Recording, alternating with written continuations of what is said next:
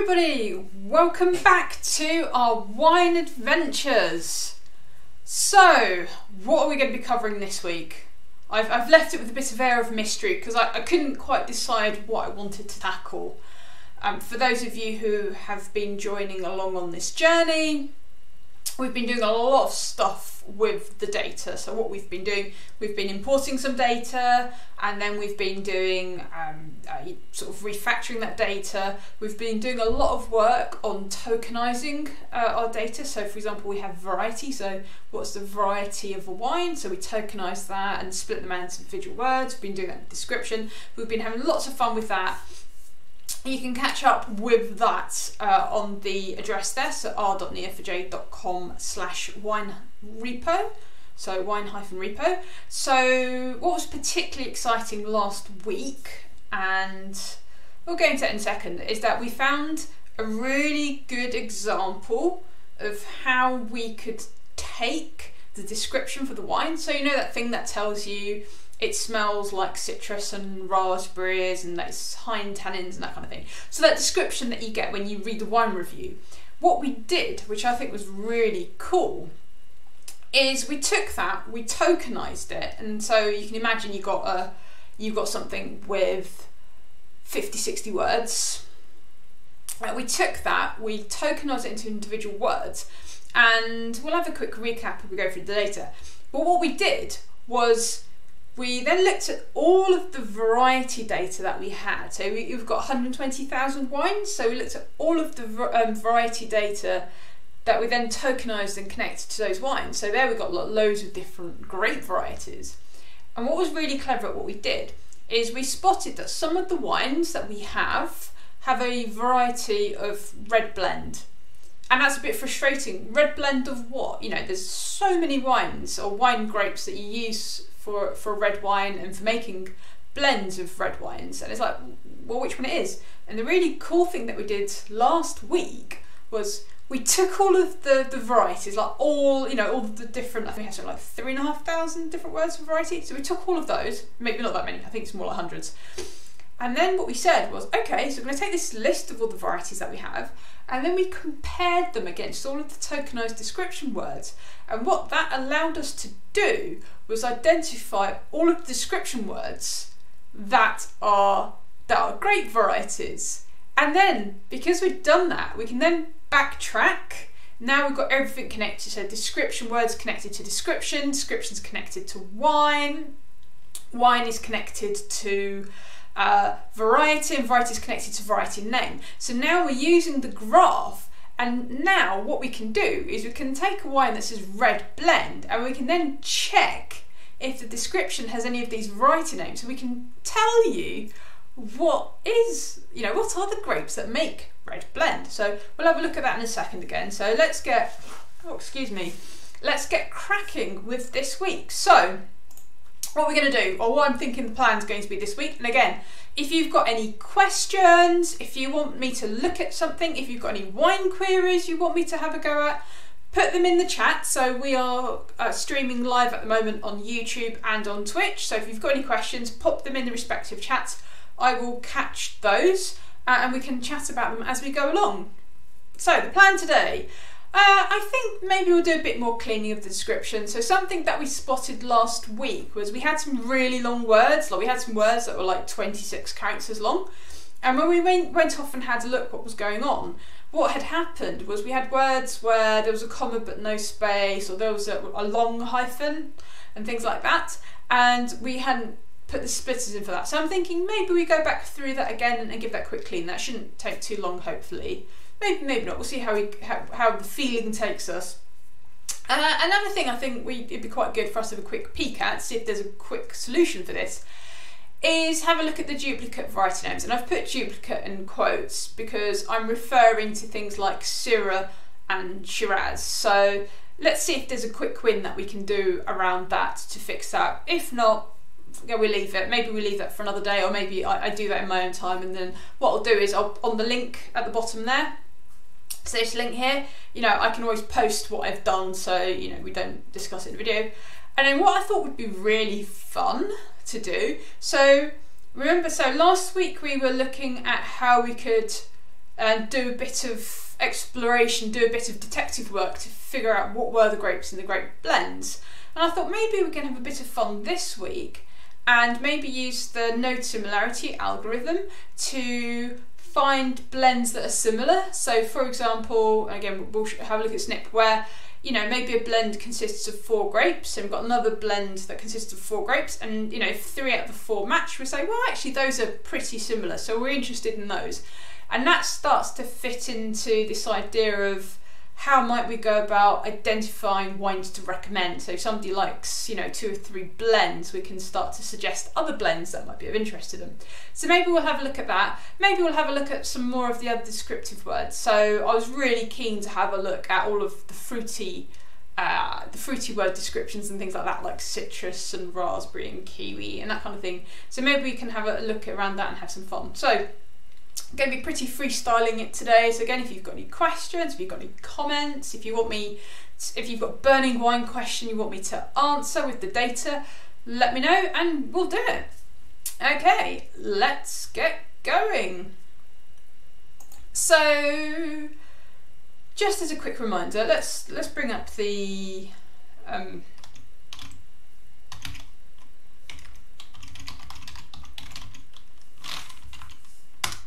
let's just bring this up very quickly. And here you can see the update. So just something I wanted to quickly flag, which was interesting, which was, oh no, it's not got here, but I'm just going to swipe the query for the words. So this is what I was talking about when we said the characters were too long. So this was the query here, and what this query basically does is it says, so what we're doing is we're finding all the description words. So actually let's do the schema quickly for those of you, just a quick reminder. Just as what's going on here. What we've got is we've got a wine, our centre of the universe, which is our wine. And what we had here is we did some work over the past couple of weeks on description. So this is that long paragraph we get about the wine, what flavours it is and so forth. And in description word, that's what we tokenized. So we took that paragraph text and then we created a node for each one of those and linked it back to description. And wherever that word's used in other descriptions, we've connected that as well. And those connecting to wine. And the other part of the area, so variety and variety name we did a few weeks ago. So variety is the thing that says, you know, Sauvignon Blanc, or maybe it says Shiraz, or maybe it has red blend, which is the one that we were playing with last week. And then the same idea here, we've got variety name, and then that's what we've done, we've tokenized it. So if we've got Sauvignon Blanc as a variety, then here we'll have 2 nodes, one for Sauvignon and one for Blanc. So you get the idea of what's going on there. Right, so that's a reminder of what's going on. So let's have a quick look at those description words. Questions come in. Why did I tokenize each word in the description? Great question. Let me give you an example of why this is good. So if you think about wine blends, and let's bring up a query actually, just to do this as an example. So let's do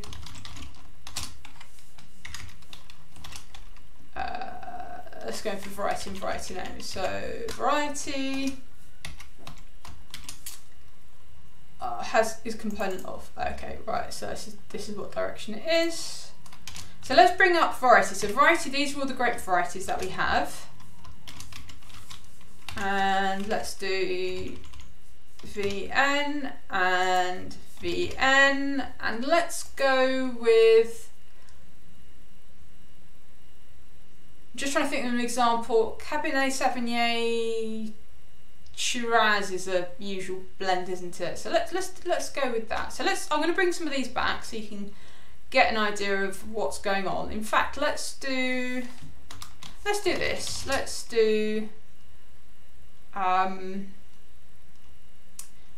match vn.name and return.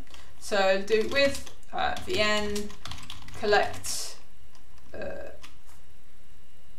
Sorry, I'm asleep at the wheel here, aren't I?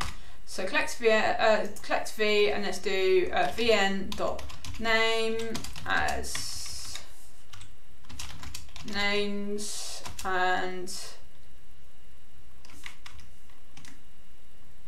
let's return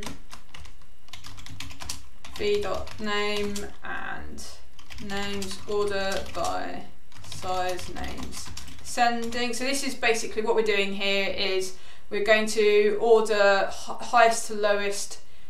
The variety's got the most number of tokenized words. So this will make sense in a second why we're doing this. So it's just going to remind me. Oh, here we go. This is a great example. So let me get this one. So I'm going to do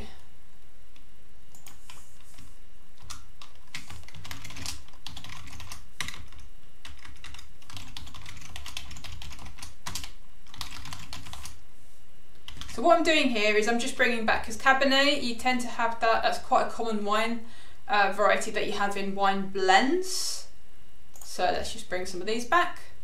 Oh, did I not spell that correctly? Alright, to lower v.name. Oh, got to be exact, otherwise it won't work. Right, and let's go with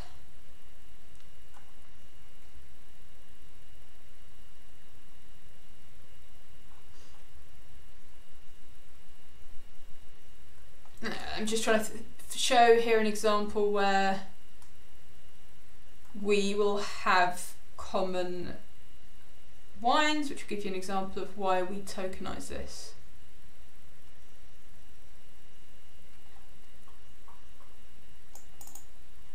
Actually, I'm going to further, bear with me, working this exactly. This will all make sense.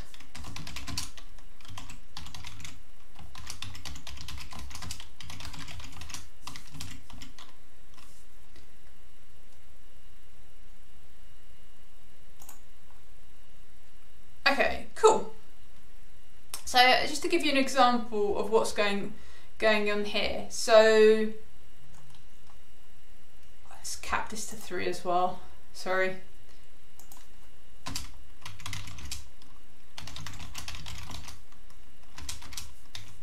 And then we don't need this order by.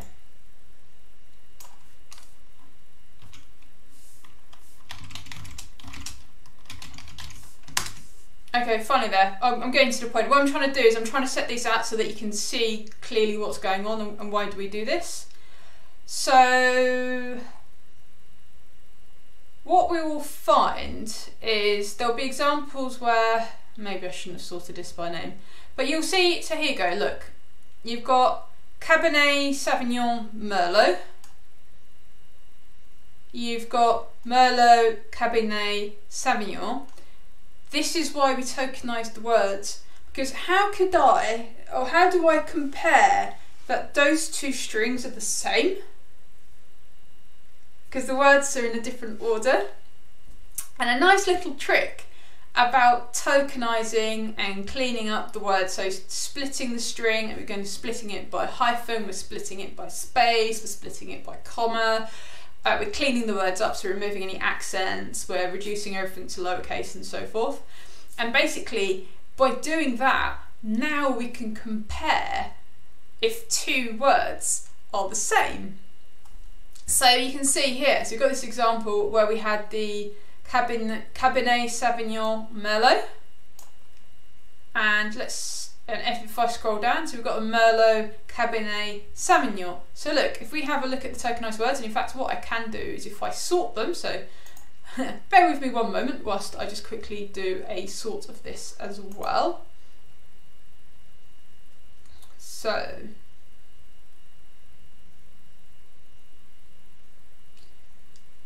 if I do, I'm just going to insert a quick with vn order by vn dot name. Okay. Now that should hopefully we'll get in order. Oh, and I needed to sort it by. One moment. And if I order by names, got there in the end. There we go, look at this.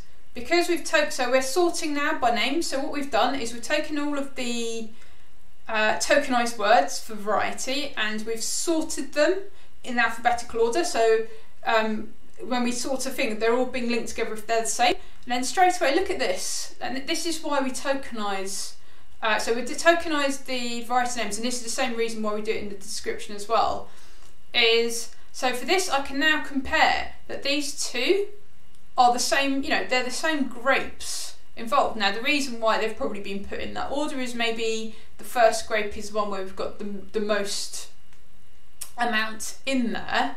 But the point being is, if we wanted to say which wines contain the same grapes, then straight away, look at that, we can say that those two got the same.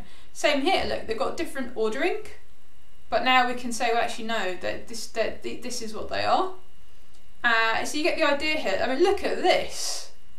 4 of them. We've got 4 different varieties. Oops. Right, there we go. Look here, we've got 4 different variety names, but when we tokenize and clean up those words, they're all exactly the same, and that might be really important for us to understand. So you can see the power of tokenizing, and this is a really useful thing you can do if you're trying to do any kind of deduplication work to remove obvious duplicates in your data without having to check for similarity. It's a great thing that you can apply in entity resolution as well, so it's a really powerful thing you can do. Oh, sorry, that's 2 and 2, Malbec and Merlot. I looked in quickly. But you get the idea here, and this is really interesting. So straight away we can spot that. So if we do the same with the description, so let me bring back some description words, and this was the really exciting thing that we did last week. So if I do match the variety, and then what I'm going to do is I'm going to use, what I'm going to do is I'm going to use the information from variety. So I'm going to go and get all of these tokenized words that we have, and I'm now going to match them against the description tokenized words. So let's do with V. I'm now going to match that should be variety name. My apologies. Let's do description name. Description word even. So where d.name equals v.name, and then let's return d.name. So what we're doing here is now we're saying we'll bring back all of the descriptions that have got that word. So, ooh, I've mistyped something here. Let's just check what I've done wrong.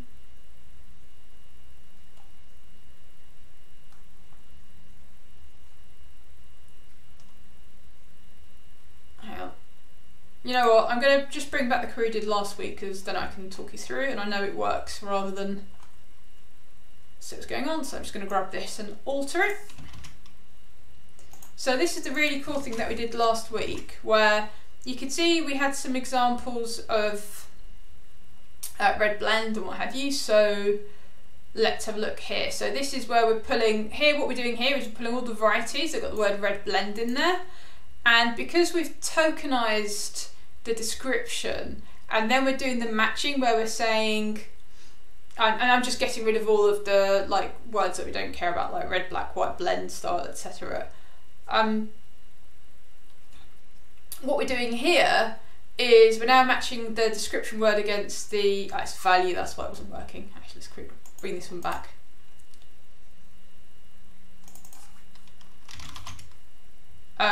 So you can see that. So straight away we can find, so where they've not put in the variety for that wine, we can now fix that, and we get the information. So that's the value of doing the description word.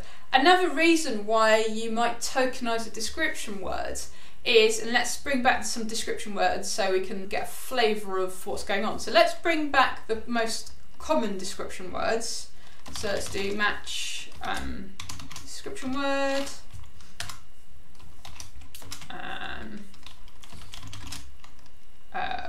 actually we can do this way around, can't we? Let's do return d.value count d as oops. Right. So what we're doing here is we're saying, you know, what are the most popular description, you know, so we've tokenized all those description words, what are the most common ones? And we're going to have common, and the advantage of doing things like this is, oh, descending. We're not interested in the, oh no. What have I done here?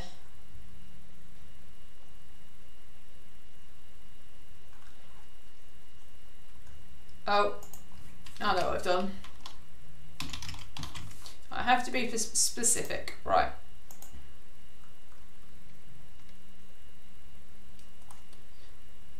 Oh no, what is going on? Bear with me one moment whilst we...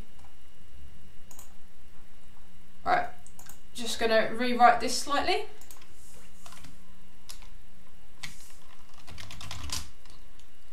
Actually, I need to collect.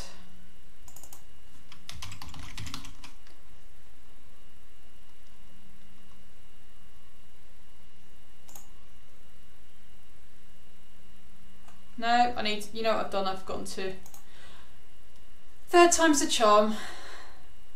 So,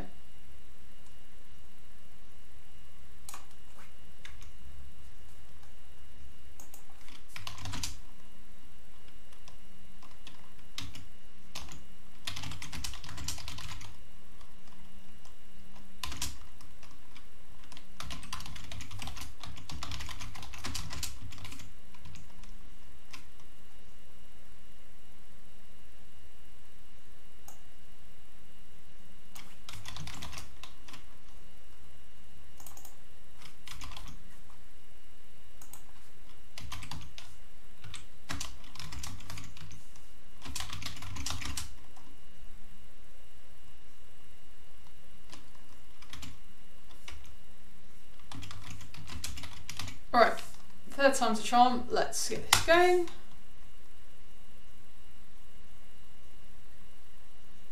Oh dear, what have I done?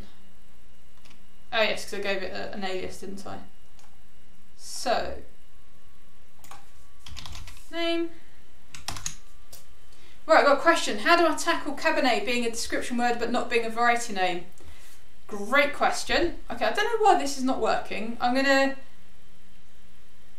have a think about this because it's misbehaving, and I've obviously written something dodgy here, so I'm going to come back to that in a tick. So how I tackle it, so what I would say is I'm using the fact that I've got cabernet as an example in my description words as a way of being able to correct and enrich my data. So this is the really exciting thing, and this is what I was like so excited, like mind blown last week, is we've got a load of wines that have got red blend, white blend, other, that kind of thing. And in the description, you know, a lot of these descriptions, it actually tells you what are those grapes, what are the varieties in that wine blend. So we're kind of doing this double pass. So the first pass was going, well, we assume over the 120,000 wines that we have, and those wines being assigned to a variety, that hopefully we've got most of the grapes, most of the variety of grapes in there some way, somehow. So we're not using any connections yet. The only thing we're using is the variety name node. So we've taken the variety, we've tokenized it to give us variety name, and we're using that. We're using that as a you know, as a source of data. We're using it as our reference data to tell us these are all the different varieties that are available. So that's our first pass. So that's what we're doing. Here's our reference data called variety name. Then we take that reference data and we're effectively doing a Cartesian query, but we use that data to go, right, we now apply that against all of our description words. So those are all the words we've tokenized. Now bearing in mind we'll have words in there like strawberry and tannins and with, you know, but also in there we have the description of the varieties being used. And what we're doing is we're saying, well, okay, because we've tokenized each word, so you think if a description's got 50 words, when we've tokenized it, it's probably going to have like 35 words coming off it, because they probably use and the several times, which is why it's not going to be a direct one-to-one mapping, and we only want to use that node once. So what we're doing is we're saying, well, okay, now that we've tokenized description, if description word has anything that matches our reference data, our variety reference data, which is work we've done previously across the entire data set, then we can use that information, because we know if there's a mapping between variety name and what we've got in description name, then we know that that thing that matched is a grape variety. And now we use the graph, and anywhere where when we navigate back through the graph from description name to description, back into wine, and from wine to variety name, if we go back into variety and it says something like red blend, then we go, aha, what we can do now, we can update our data based on the fact that we know that what we matched previously when we used variety name as our reference data, we can now cross-correlate that against description and go, right, we've now identified that actually these are the wine varieties that we have. And then what we can do after is, and I'd be quite keen to see if we can do that today. We can then enrich that data back, and then we can start to do some answer some interesting questions. Hopefully that's answered your question, Esteban. Okay, right, I'm just going to quickly look at this, because I am intrigued as to why is this not doing what I thought it was going to do. So just one quick look at what's going on here. So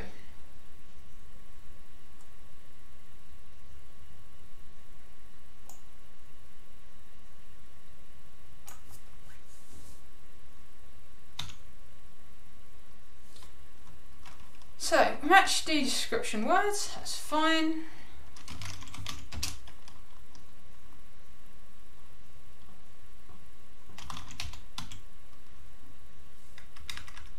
Oh, you know what I've done wrong? I've just realised this is completely correct. I need to hook it back to description. That's how we do quantity. So there we go. That's what I'm wrong. Because absolutely every single description word should be unique, so it should be returning a count of 1. So that's fine. It's just me. I've messed something up there, but it's all fine. So that's easy to fix. So we want to bring in description.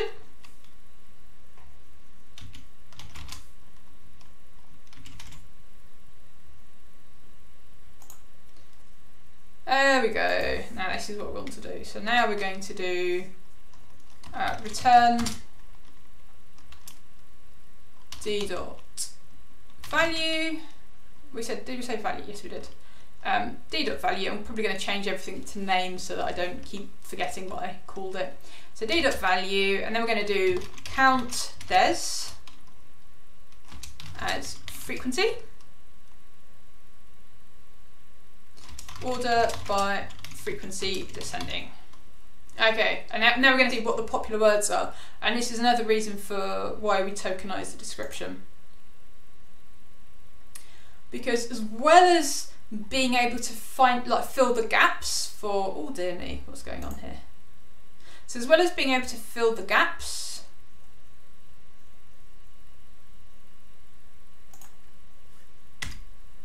probably got the relationship the wrong way around. So as well as being able to fill the gaps, we can also do some other interesting things around our data. So for example, we can find out, so we touched on a little bit of this last week, but what we can do is, so we've got a load of these stop words that we probably need to get rid of, like this, with, wine, flavours, you know, whatever, aroma. Again, we can think about a more specific thing by doing that. But what's interesting is we start to identify certain features. So this is the, so bearing in mind that description is one-to-one with, with the wine. So this effectively means here that we've got 25,000 wines that have cherry as a description. So maybe that's not particularly useful to us. Maybe it is. Maybe if you really like the hint of cherry in your wine, then hey, you know what, you're in luck here. You're going to have like 20% chance of any wine that you have is going to be to your liking.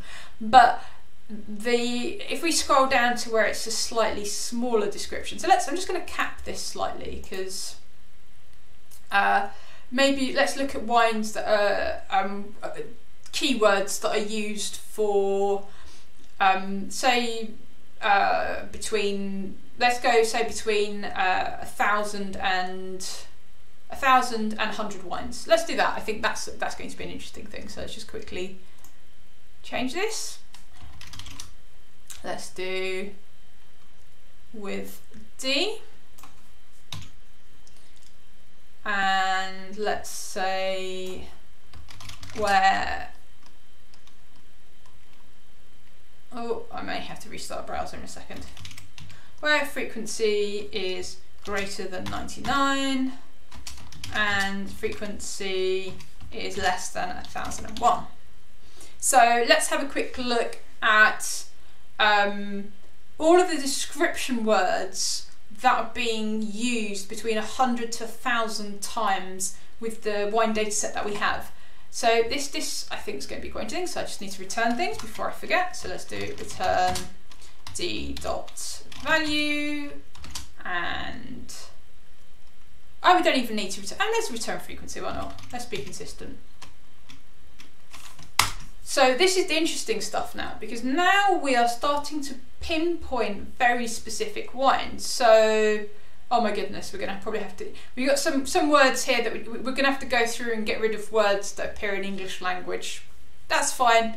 I think that's going to be one for another day, where we look at how can we go off and remove these words. But let's have a quick see if we've got something in here. Violets, there you go, there's a good one. So violets is a really great one because that's quite a specific flavour. Now this is another reason why we might want to tokenize our description, because once we've gone away and removed all of our stop words like fragrance and with and all of that stuff, which is going to massively reduce down the number of description words that we have, but we start to spot things like violet, and there's only, in our data set of 120,000 wines, about 700 of them have got violets as a description, as a feature, as a flavour of the wine. And this is really useful because now we can use that to recommend wine. So if somebody says, I like the taste of violets in my wine or something like that, then we can do that. Same here, jasmine, that's another, again, that's got a very distinctive scent. So if that's something that appeals to you in a wine, because we've tokenized the description words, it gives us that extra level of flexibility of being able to understand the relationships in our data, and we can now start to recommend wines with that flavour. So let's see, what else have we got in here? Bacon, there you go. Some people like the taste of bacon in their wine. So you can start to see the idea of this. So I'm just going to quickly reorder this from smallest to largest within our ratio, and then let's bring back some of the wines so we get an idea of what's going on. So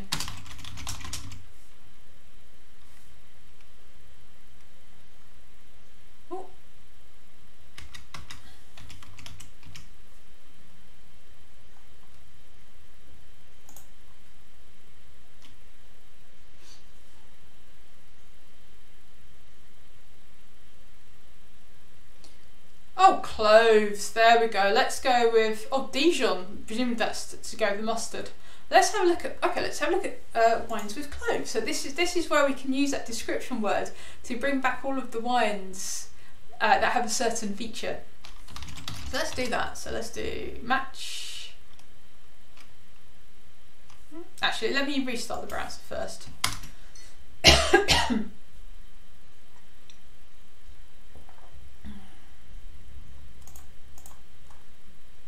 Oh, I don't know what's happening. One moment, please.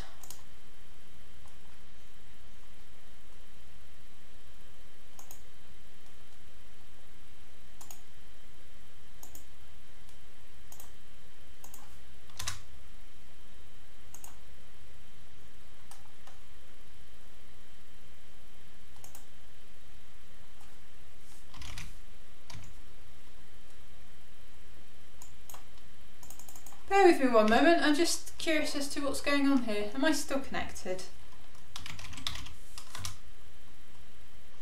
I am. Okay, so I can connect. Okay, so for some reason I'm still connected to my database because I can. So I've been using the browser in the off desktop. So I'm doing this all in the browser tab. So for some reason, I look at this. Google's trying to be helpful. Mystery has been solved. Yeah, exactly. Absolutely, Alex. I think the browser's already way ahead of us. That sampled the clove wine and that's it. Game over. Otherwise, if you bear with me, I will do a bit of rejigging with OBS and oh my goodness. The demons of demo-ness are against us. That's right, we have a plan B, and plan B will be to switch back into sharing my screen. So let's give it a chance.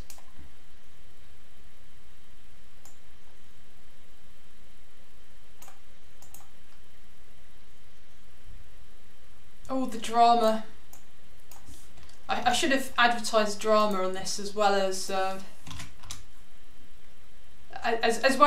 like exploring the wine.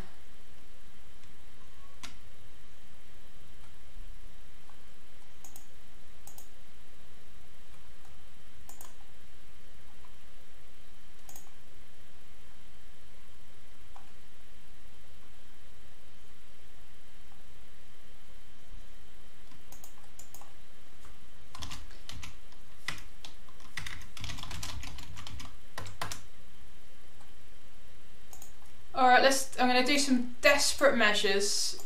Just one moment, I'm just going to try one more thing and then we'll go to plan B, which is I'll share my screen with you all. So, if you've got any other questions about what we're doing or why I'm doing in a certain way, fire them in the chat and I will seamlessly try and get this working whilst answering your questions. So, do bring them in. So we've had some really good questions about why are we tokenizing words. How do we tackle varieties being missing but we have them in the description? So if you've got any more questions like that, bring them in whilst we let the great demo gods do their thing and start working again. Actually, whilst we're waiting, what we can do as well, one thing I wanted to have a look at today, if we get the chance, and I'll think about, though we may have to trim this slightly because this will be a huge amount of data. So I was thinking about doing node similarity. So let me just find it. Node similarity, there we go.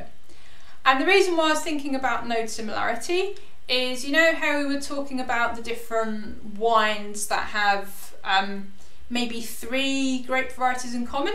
So what we could do something like that where we, again, once we've done the correction, so once we've gone through and corrected all the varieties that say red blend, and we go through and correct them over to something that says, that says, well, actually, hey, you've got all these other grapes going on. Then what we could do as well is, I was thinking, we can do some node similarity across the wines based on what wine blends they have, and this starts to open up like potential recommendations. So, for example, if you like Cabernet Sauvignon blends, Cabernet Sauvignon and Merlot blends plus something else, then what we can do is we can use node similarity to sort of find these together where we say they're similar to, and then we can start to suggest what wines might be similar to each other. So that might be a bit of fun. It might be it might be a bit of a slow query, so we'll see how we get on, because we're going to have to, not so much running the algorithm, but having to load all of that data into memory, because we have to write some specific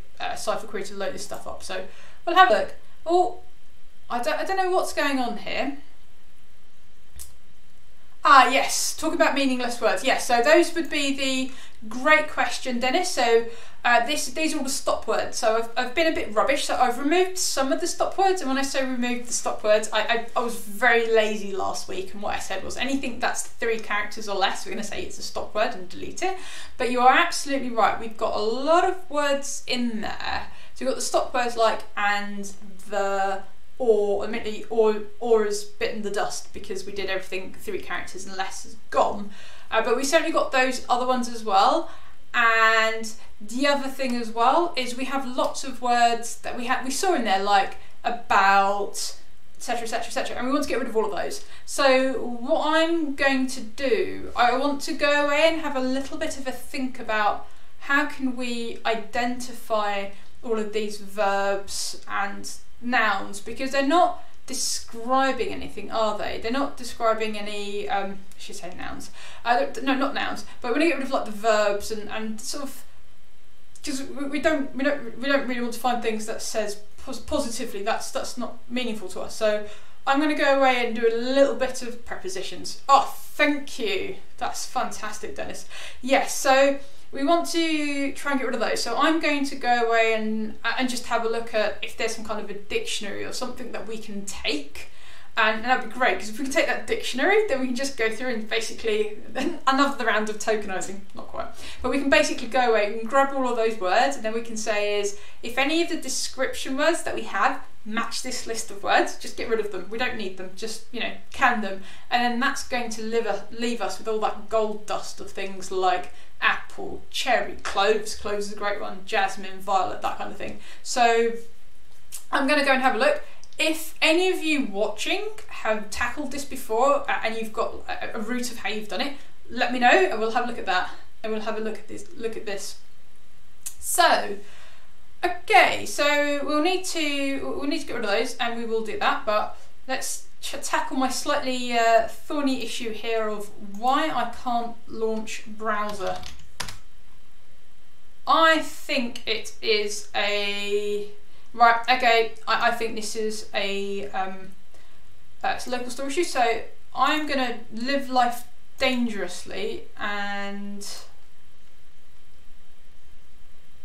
try and sort something out. So I'm just going to quickly clear my cache.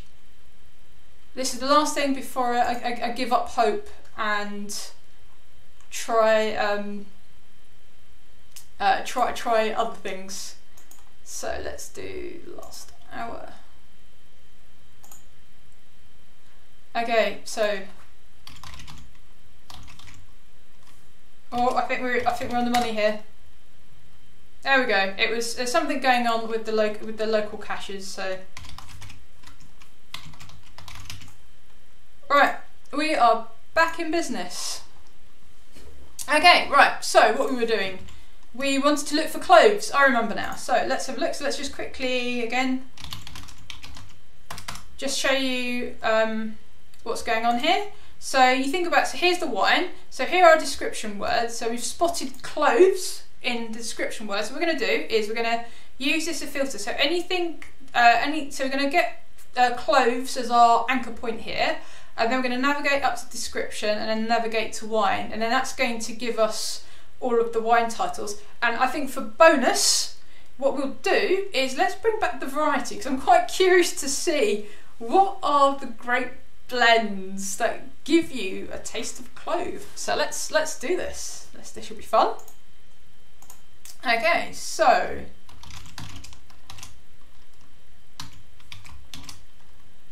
description word, and this is going to be value is cloves, and we only have one. I'm going to be a bit lazy because we know there's only one relationship going from description word to description. So in fact, we probably don't even need to do that because there's only one link from description word that then goes out to wine. Actually, no, we should probably put in there. So that's, let's do has description.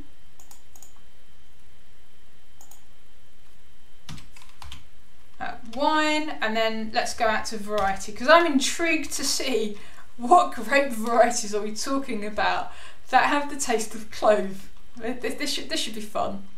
So it has variety. Let's bring back the variety. So the variety.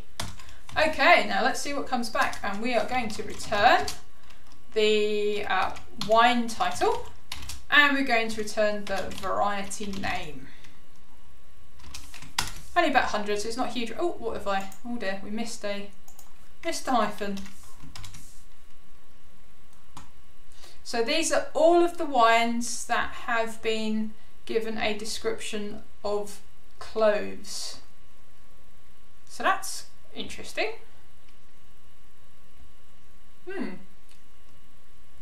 So bit of a spread from different places, although you see that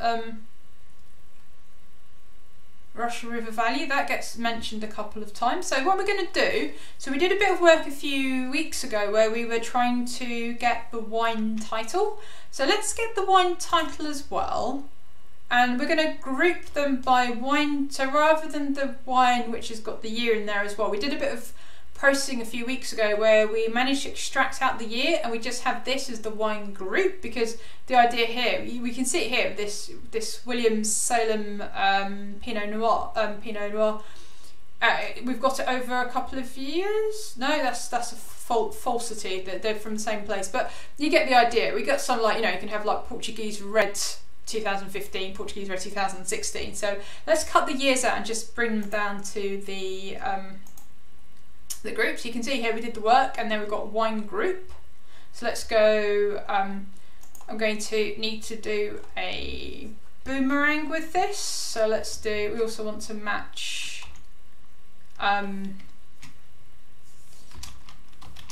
Wine is in wine group.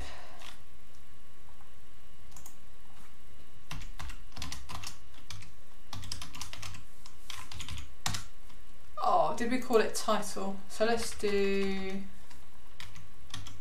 I think it was title. We'll find out soon enough. Oh, there we go. No, this is not what I was expecting to happen. Let me see. Oh, because we're doing the wine.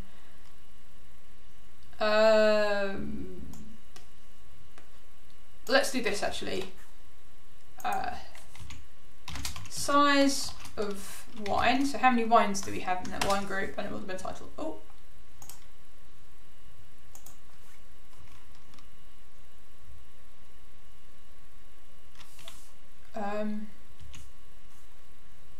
No, you're right. So let's do with collect.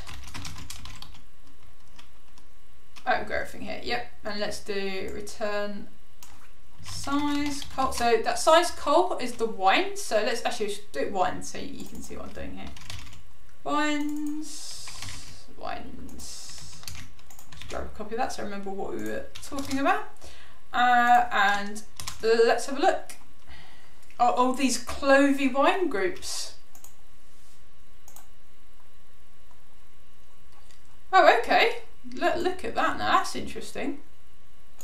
So how many results did we get? 99. Okay, so somewhere in there. So we're bearing in mind, I think we had 101 clove wine. So in there somewhere we have got,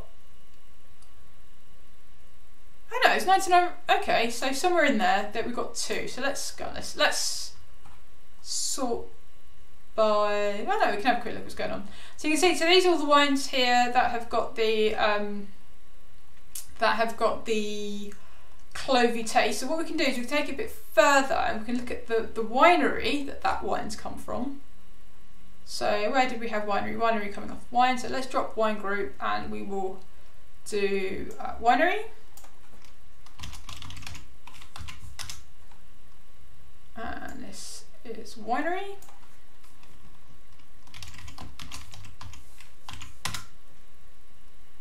And let's do win, and then I'm going to, I think it's winery name. We'll find out shortly because it will tell us if we've got it wrong.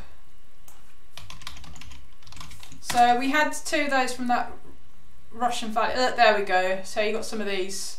So what have we got here? 92. Oh wow, okay, so not that huge number of the clove tasting wine. So it's not common to a specific winery, it seems. So it's just common to a specific wine. So, okay, that's interesting. But, sorry, I digress.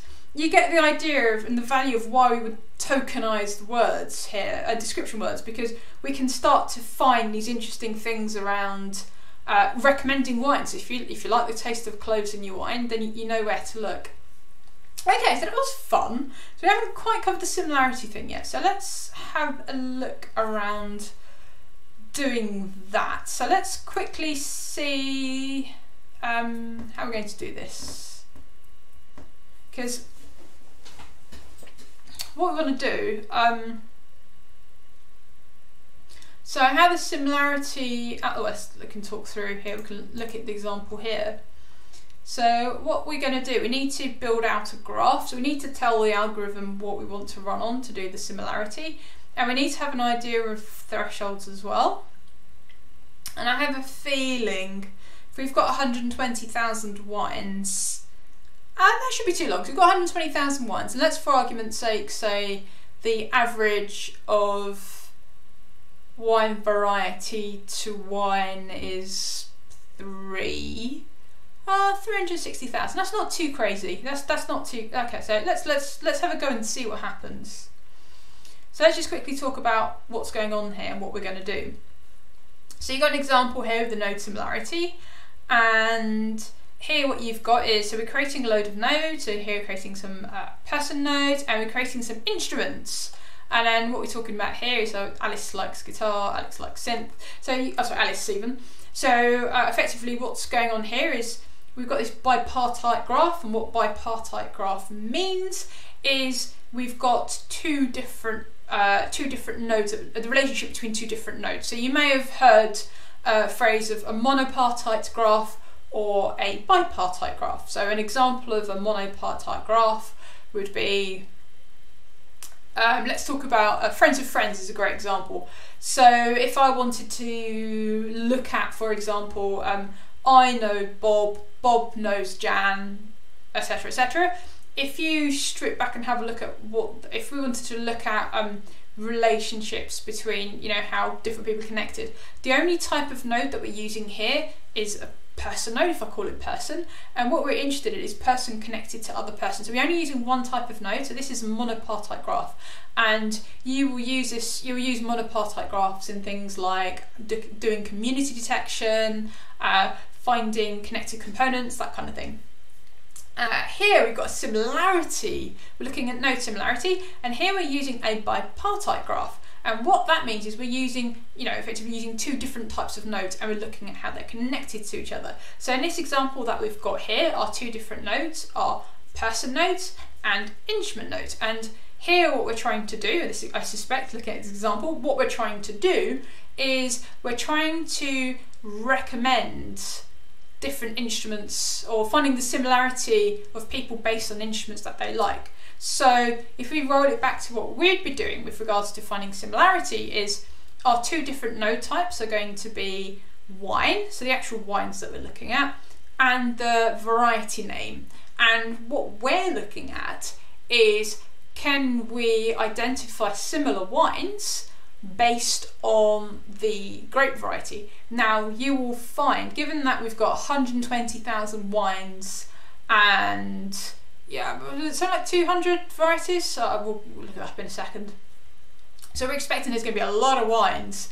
If we look alone at the variety, we're going to have a lot of wines that are going to come back saying that they're the same. And effectively what's happening, we're kind of doing an intersection of common nodes to join them together. So actually, coming back to the previous, the first question of the session actually, about why do we tokenize the words, and I appreciate this is probably slightly overkill using a graph algorithm to do this, but do you remember how we had different word orderings, but when we tokenized the words and we sort those tokenized words by alphabetical order, actually those different things are the same. So that's effectively that's one way you can use to do similarity, and that would come back as saying they're the same because they've got exactly the same connections into these four nodes. So we can do this for wine as well, and we're probably going to get probably thousands upon thousands of wines that are similar. So maybe we can have a play with a threshold and say, well, we don't want to bring back the ones that are an exact match, but we want to bring back the ones that are like a 70% match. So let's have a play, let's have a roll with this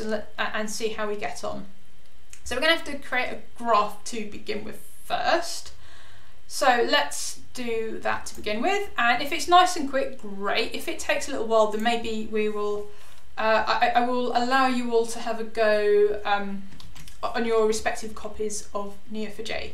But let's do that. So let's create our graph projection. So just quickly, what we need to do before you can run a graph algorithm against your graph, you need to do a graph projection. So this is basically you're letting the algorithm know what part of the graph you want it to run on, and what we're doing here is I'm going to be using Cypher to load the projection into graph. So you've got 3 different ways that you can load your graph into memory. So you can either do a straight, if you've already got your graph exactly one-to-one mapping to how you'd run the query, then you can do a load straight from the disk, and that's like super fast to get that graph into memory.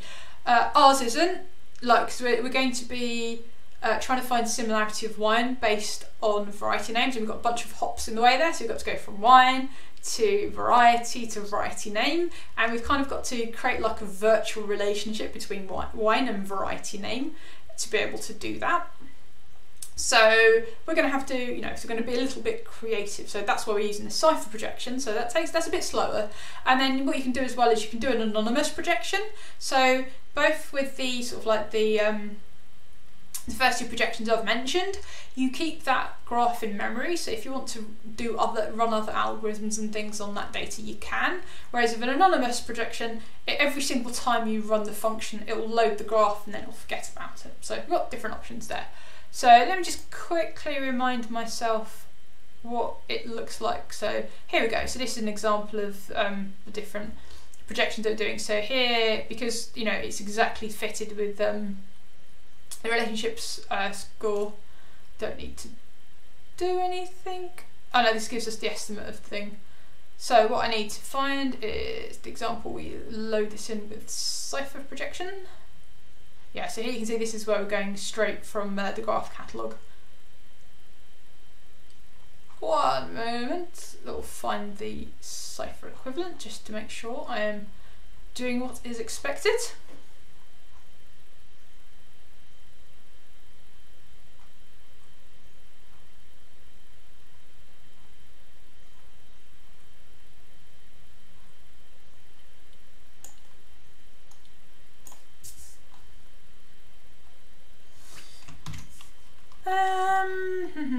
So we want to do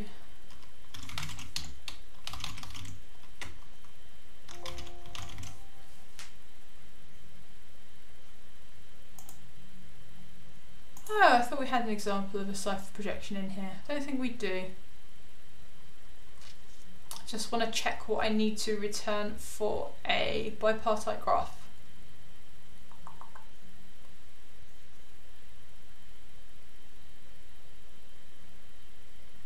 Oh, actually, I don't think it makes a difference. I think it will be fine.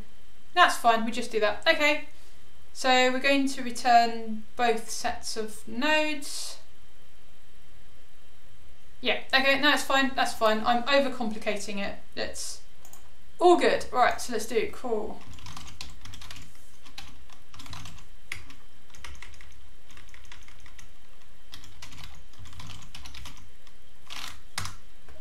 Let's call this wine, I guess. It's a wine graph. I can't think of anything a bit more creative than that. If anyone's got any suggestions for a better sounding name, then I am all ears. And I think we just do 2 strings, don't we? Yes. So, okay, so we're going to be matching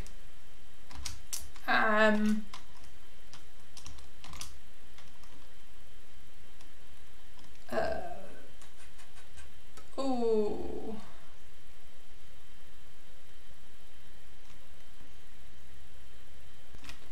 Oh my goodness. You know what, it's been a while since I've done the multi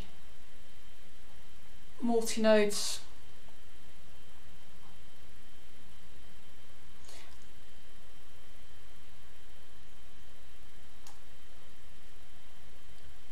Oh yes, okay, yep, that's what we want to do.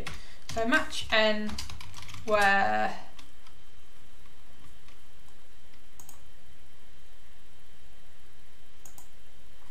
n colon wine or n colon variety name. That's the one we want, isn't it?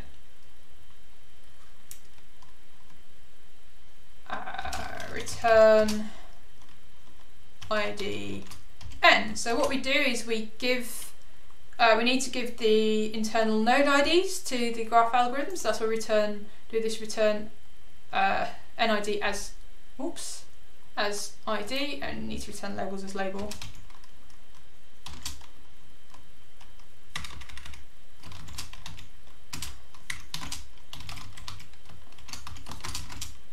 I don't think we need to use the labels, but let's see.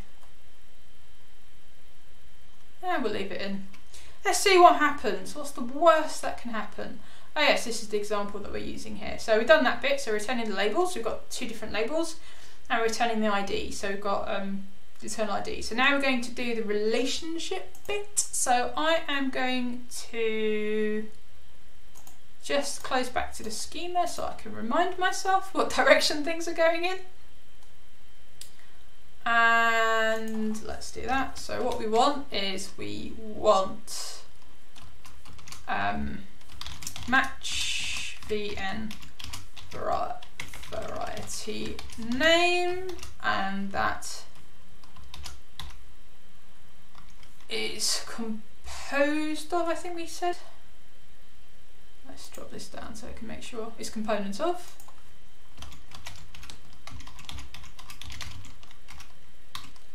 Is components of variety, and then wine has variety,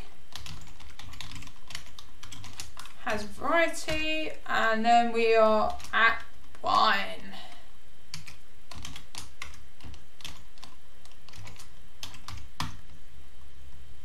Okay, so what we need to return here is we're going to saying what's the source and what's the target. So this is so by giving the source and the target, we're basically letting it know how it's going to join those two together.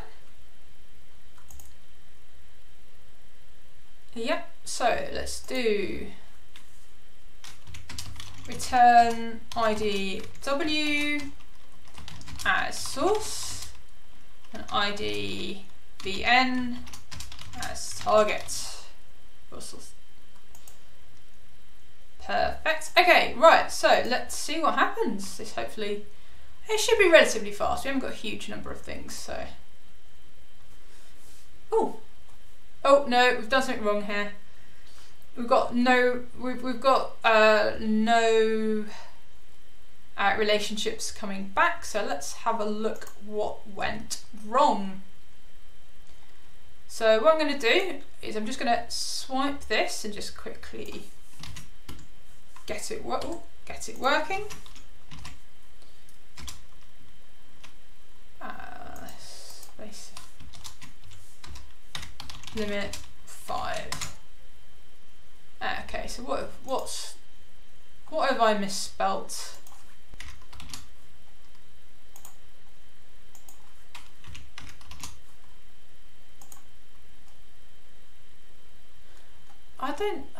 Ooh. Oh, it's component of variety. Look, there we go. That's our direction.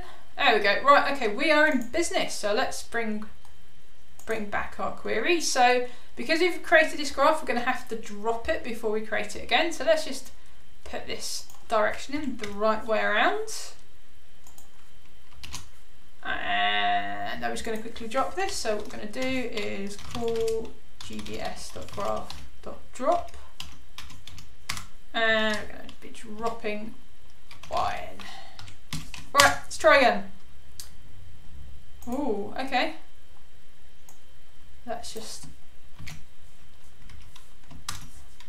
Okay, right, we've dropped our graph. let's try adding our graph again. There you go. So, oh, look at that. That was really fast. There you go. So we've got the right number of nodes and oh, a lot fewer. Okay, so there's a lot of not so many blends going on, but that's fine. We've loaded it in. So let's do our similarity. So let's just have a go at just streaming some stuff.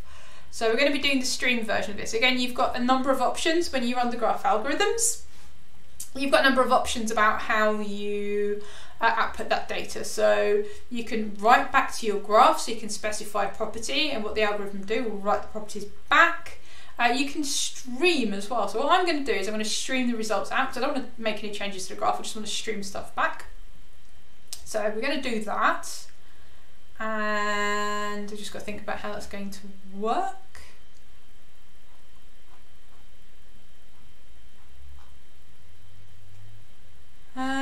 Stream mode, that's what we want. So that's what we're going to do. So I am going to just swipe this completely, and we're just going to replace, plug and replace our different things. So we've got our graph name, so our graph name is called wine, and we've got our configuration map, but I'm not going to put any configuration in. So this is what you could do here. You could put in if there's a certain if you've got certain thresholds and things you want to put in. I don't think I'm going to bother. I mean, let's have a quick look. Is there any mandatory? Oh, graph name, yeah. So configuration map's optional, so we don't need to put anything in there. So I'm not going to bother putting anything in there. And let's do so. We yield 2 nodes, and then we're going to yield how similar they are. So we're going to yield node 1. And these are the internal IDs, so we're going to have to do something with them afterwards so that we know what to do with them, and the similarity. So we're yielding 3 items. Okay, right, so let's do some stuff. So let's do with. So I'm going to, before I put any filters, let's just have a look at what comes out. So let's do.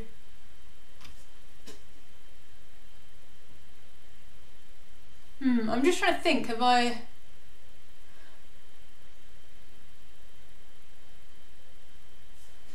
think I may have done this, we may have to reload the graph. Let me just check what I've done, because we want to compare the similarities between wines, not between the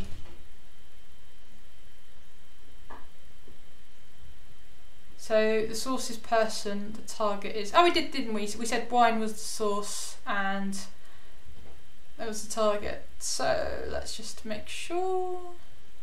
Yep, okay, cool. Right, let's do this. So let's do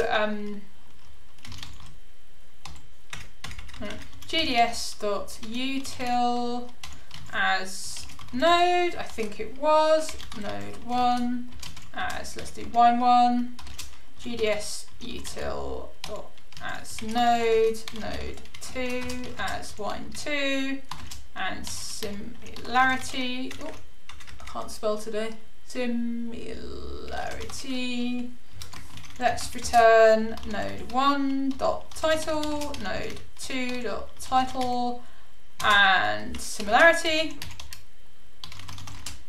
and let's order by similarity descending.